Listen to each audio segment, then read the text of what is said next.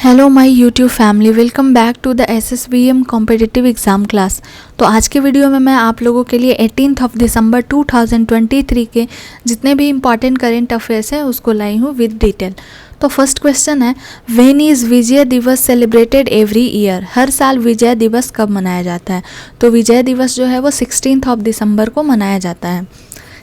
इसके मनाने के पीछे जो रीज़न है वो ये है कि हर साल 16 दिसंबर को मनाया जाने वाला विजय दिवस पाकिस्तान के खिलाफ 1971 के युद्ध के दौरान भारतीय सशस्त्र बलों की वीरता और बलिदान का प्रमाण है। यानी कि ये जो है 1971 में भारत और पाकिस्तान के बीच युद्ध हुआ था, उसी के कारण हम लोग 16 दिसंबर को विजय दिवस के रूप में सेलिब्रेट करते हैं।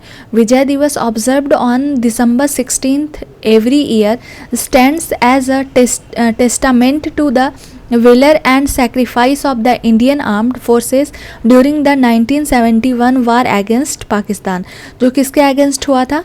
तो पाकिस्तान के अगेंस्ट हुआ था, इसलिए हम लोग 16 दिसंबर को विजय दिवस के रूप में मनाते हैं।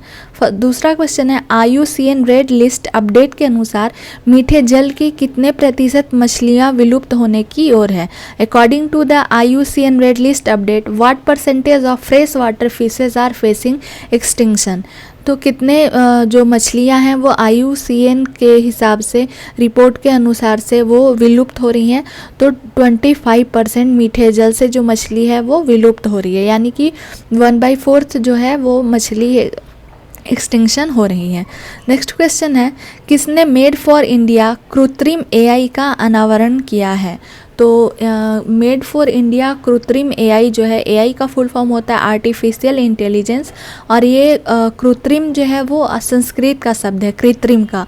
तो कृत्रिम संस्कृत का शब्द कृत्रिम जो है उसका अनावरण जो है वो भावेश अग्रवाल के द्वारा किया गया है, जो ओला के फाउंडर हैं। ओला के फाउंडर का नाम भावेश अग्रवाल है और उन्होंने मेड फॉर इंडिया कृत्रिम AI का अनावरण किया है। नेक्स्ट क्वेश्चन है, राम मंदिर की तैयारियां की देखरेख करने वाले श्री राम जन्मभूमि तीर्थ ट्रस्ट के कोषाध्यक्ष कौन हैं? Who is the treasure of Shri Ram Janmabhoomi Teerth trust which overseas the preparation for Ram temple? तो उनका नाम है गोविंद देवागिरी। गोविंद देवागिरी जो है वो राम मंदिर जो बन रहा है तो उस ट्रस्ट के कोषाध्यक्ष हैं। नेक्स्ट क्वेश्चन है, स्पेक्स योजना किस मंत्रालय द्वारा संचालित की जाती है? Specs scheme is run by which ministry? तो ये इलेक्ट्रॉनिक्स एंड इंफॉर्मेशन टेक्नोलॉजी के द्वारा संचालित की जाती है।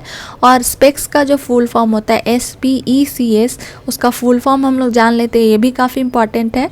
तो scheme for promotion of manufacturing of electronic component and semiconductors, ये जो है SPECS का फुल फॉर्म है और ये इलेक्ट्रॉनिक्स एंड इंफॉर्मेशन टेक्नोलॉजी के द्वारा इस स्कीम को चलाई जाती है, रन की जाती है।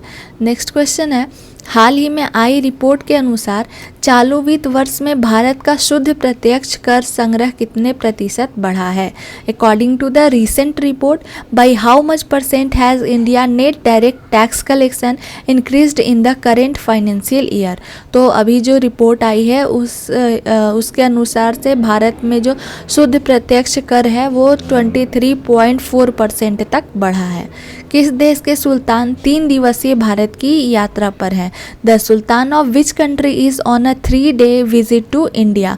तो वो ओमान के हैं। ओमान के सुल्तान जो है वो भारत की 3 दिवसीय यात्रा पर हैं। नेक्स्ट क्वेश्चन है, किस राज्य के बच्चों में 30% से अधिक डेंगू पाया गया है? In which state dengue has been found in more than 30% of children? तो ये केरला राज्य में पाया गया है। केरला राज्य में जो है वो 9 से 12 साल के बच्चों में 30% से अधिक डेंगू पाया गया है केरला राज्य के। और कुछ इंपॉर्टेंट क्वेश्चन है कि सबसे तेज सौर इलेक्ट्रिक नाव जिसका नाम बाराकूडा है, केरला में ही लॉन्च किया गया है। और केरला में पारूमला पेरुनल उत्सव मनाया गया है।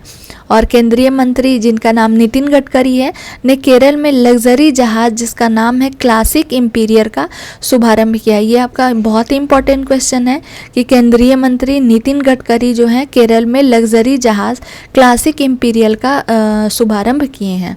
नेक्स्ट क्वेश्चन है, हाल ही में किस देश के द्वारा प्रदत्त सेवा मुक्त किए गए जहाज को भारतीय सेना पुनः सेवा में शामिल करेगी। यानी कि ये जो जहाज है वो सेवा मुक्त हो गई है, लेकिन फिर भी इसे जो हमारे भारतीय सेना है उसे फिर से इसे यूज़ करेंगे।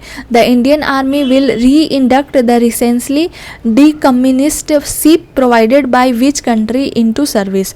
तो वो जो जहाज है वो मालदीव का था और मालदीव के द्वारा जो है प्रदत्त सेवा मुक्त किए गए जहाज को भारतीय सेना जो है वो पुनः सेवा में शामिल करेगी। किसके द्वारा स्वदेशी जलवायु पूर्वानुमान प्रणाली विकसित की गई है? By whom has the indigenous climate forecasting system been developed. तो वो है IITM पुणे।